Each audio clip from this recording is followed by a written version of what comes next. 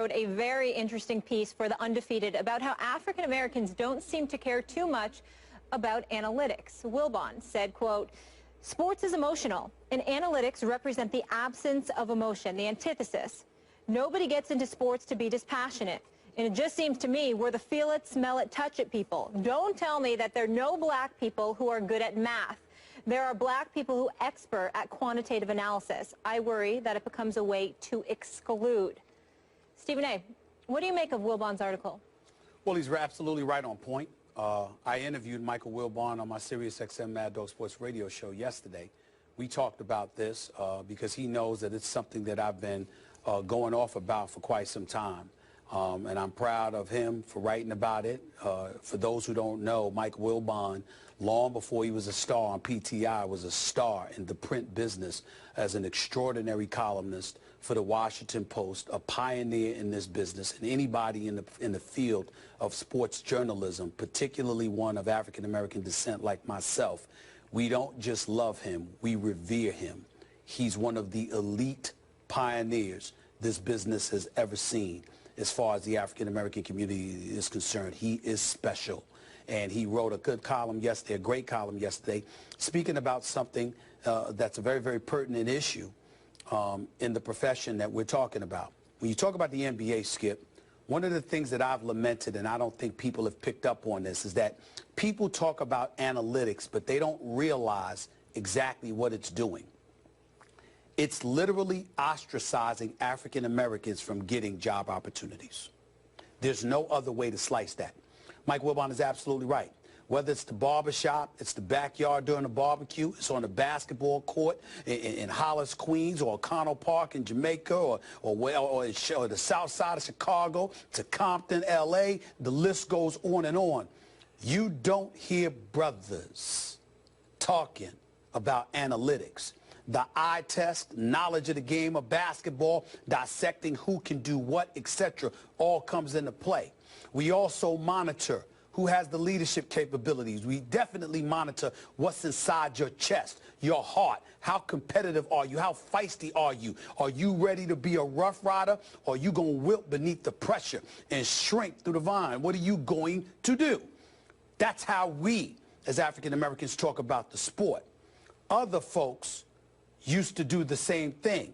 The Larry Birds of the world and others. That's an old school kind of do. It ain't just black folks that's doing that way. It's a lot of old school white guys that do the same thing. But there's a new breed coming along from the MITs of the world and others where they're focused on analytics. Number one, they're trying to create it as if it's something new. Skip Bayless, I was just talking to Jimmy Jackson, former NBA player, working with Fox, now living in L.A. That's my man. We're very tight. I just saw him a few weeks ago at the Final Four in L.A., and he was reminding me about how Pat Riley was doing analytics in the 90s. You understand? This is not new.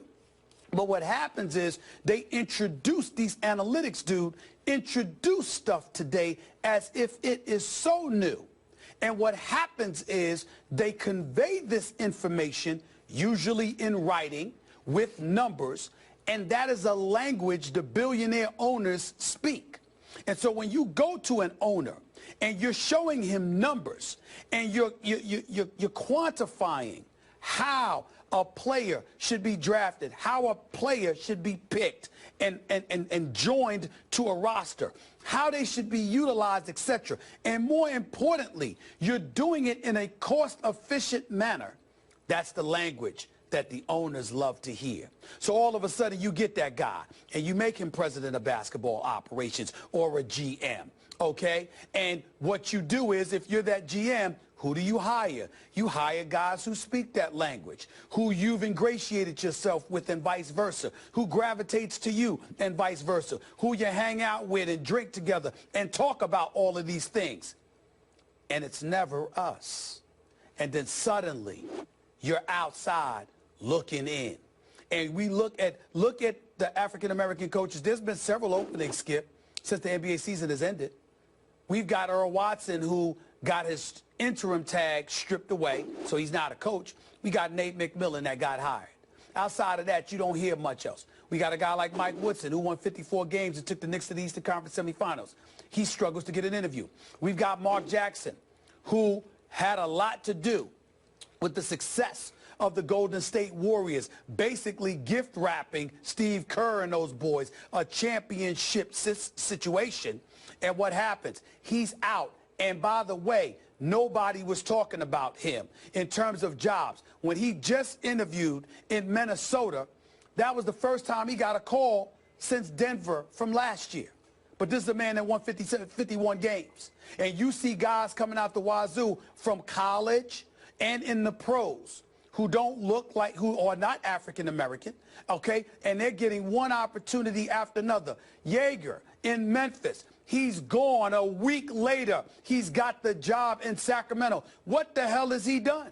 When he got the Memphis job, he got it because he advertised, lived off the analytics and beyond, and swore up and down that he was going to do something different than Lionel Hollins. 2 weeks into the job, he was doing the exact same thing Lionel Hollins was doing and kept his job for 3 years. Is gone, and before he has a chance to pass gas, this dude's got another head coaching job. These are the kind of things that are taking place. And if at the rate it's going, don't be surprised if in a league where there are 30 teams and obviously 30 head coaches, if 10% or less of them happen to be black. Black coaches, head coaches, are becoming an endangered species. They are in a world of trouble. You always use them as assistants, of course, because you can always sit up there and say, well, you just follow instructions and do this and do that. We will lead the way. That's what's going on here, and it's been going on for quite a while now. So I'm proud of Michael Wilbon for writing about it. Allow me to amplify your point about Michael Wilbon. I was honored to be a part of some of the first live debate on this network back in the early 90s with Michael Wilbon and Mitch Albom. And I cherish him as a broadcaster and commentator and a writer. And I was happy to see this piece, and it was beautifully and brilliantly done on an extremely important topic that I am very concerned about, as are you. I hark back to a theme that's come up on this show repeatedly over the last 6 or 7 years. You and I have been involved in this routinely, this kind of debate, in which we have an ex-athlete on who reaches for the trump card of, you don't know because you didn't play. Have we heard that before? You yep. played, obviously, at a higher level than I played. You did play some college basketball, got hurt. Yes. But my point is, obviously, neither one of us played in the NBA, or didn't play college football or pro football or baseball at the highest level. So, you know what my answer has become to all those ex-jocks who throw that in my face? What is that? That's ironic, because half the team builders now in pro sports didn't play above the high school level because they're analytics guys. It's revenge of the nerds out there. Some of the best architects in sports did not play past high school because this is happening. Now, I, for one, as you know from debating with me on the show, I'm more of an eye test guy. I'm a gut feeling guy. Can he play or can he not play? Now, I like to reinforce my gut feeling with a stat or two occasionally, as do you, but I'm not going to hang my hat on what the second and third level numbers tell me about a player. But this is happening all too often in both basketball and baseball, and now to a certain degree in football. So to your point, I see 7 black head coaches left in basketball. What's the percentage now, black basketball? Yeah, about 70+%, about 77. 77%, yeah. Okay. 7 coaches left. I count 6 who lost their job. And by the way, one of the 7, the addition you pointed out, Nate McMillan, is a non-analytics guy, an old-school basketball coach who got hired by an old-school non-analytics white coach and great white player named Larry Bird. So don't underestimate that. That's why Nate was able to get a job, because Larry Bird's not into the numbers. I mentioned that, yeah. Yeah, okay. So now, let's just quickly look at the sport of baseball, which is much stronger. You know, it's much more analytics-driven than even basketball, certainly than football. We're down to, if I'm not missing anybody, Dusty Baker and Dave Roberts, the only two Yep. black managers. We have 0 Latino managers. Yep. Is it because of this whole theory, this notion, this advancing of the statistics where they're getting shut out because they don't believe in it? Well, Skip, my answer to that question is this. That may very well be it, but what those folks need to understand is that in the eyes of the black community, we view it as far more incendiary. We view it as just another mechanism to justify keeping us out and away from those opportunities. And that's where it resonates profoundly. And if I may say so myself, I love a lot of these players. I think they're great ambassadors. I think they're fantastic role models. But it's times like this where the Jim Browns, the Bill Russells, the Muhammad Alis, the Kareem Abdul-Jabbars, to a lesser degree because it came later on, the Isaiah Thomases of the world and others come into my mind's eye because I'm sitting up here saying, why in the hell am I sitting here talking about this? Why in the hell is Michael Wilbon talking about this before players say something about it? You got a league that's over 70% black, and I don't hear one single brother in the league bringing it up.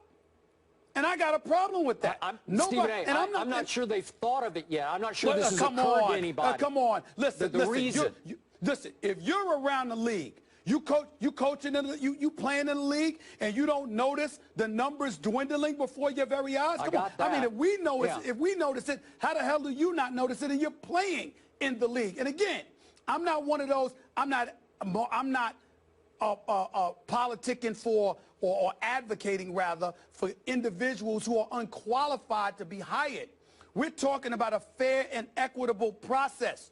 We're talking about, and I'm not even advocating a Rooney Rule per se, because I'm not sure that's an effective, because you got these owners that'll just give you lip service and go through the process just to be going through the process. But I am at the point where I think that Commissioner Adam Silver and the league office, let's face reality, the NBA has done an absolutely marvelous job of addressing the issue of diversity. It has globalized its brand like no other. I know they care about this stuff. I know what Richard Lapchick with the Sports Institute and the marvelous work that he's done. I know how much it's meant to the NBA and former Commissioner David Stern to have him involved. But at the same time, having said all of that, I do believe that while it may not be a quote-unquote state of emergency, the NBA needs to step up and keep its eyes on what is transpiring before our very eyes.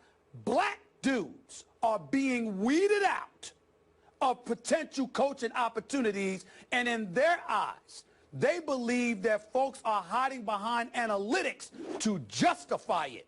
And I don't know if that's factual, but I do know that the transactions that have been taking place do not lie. Dave Yeager, I know he did a good job, 28 different starters, but my God, what the hell have you done to have a job a week after getting bounced from Memphis? It's almost like Memphis did him a favor by letting him go so he could get the Sacramento job. It's like he's basketball version, Skip, of Chip Kelly. How the hell that happened? What has he done for that to happen? Yeah, I agree. And I think he's sort of a non-analytics guy, by the way, but that's a whole nother issue. But those other guys are. Well, go ahead. Will you allow me to reiterate one strong, powerful point that Michael Wilbon made in his piece? Sure. It's not that black people obviously aren't capable of comprehending statistics and using them, analytics. It's just that you're raised a different way. You're more on emotion. You're on feel. You're more like your eye test. But it's not like if I sat you down and I said, let's try to comprehend all these, you'd pick it up faster than I would. So it's not that you can't. It's that it's not what you do. It's not what you know. You're absolutely right. But Skip, they actually do use the analytics.